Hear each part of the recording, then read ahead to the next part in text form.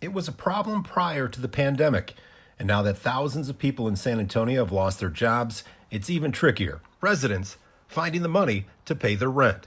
The city's rental assistance program was tight to begin with, and now they've been overwhelmed with people in need.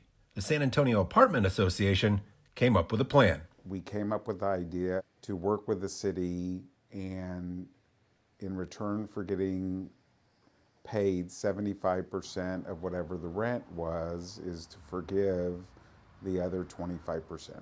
So, what does that actually mean? Simple. Say your rent for your apartment is $1,000. The Apartment Association is encouraging its members to take 25% off the amount owed for those directly affected by the coronavirus outbreak, waive late fees, and accept 75% of the money, which would be paid by the city through the Risk Mitigation Fund.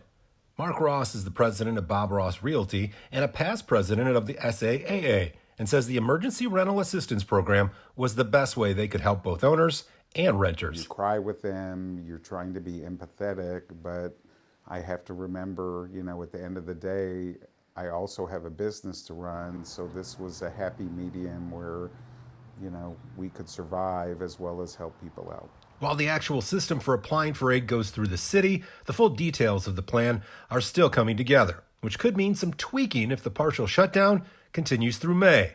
But Ross says he's spoken with many of his peers, and the best option for residents is to always go and talk to the landlord. Call your apartment manager, bring in documentation, and most people right now are going to work with you to try to figure out a solution, so that you don't lose your home.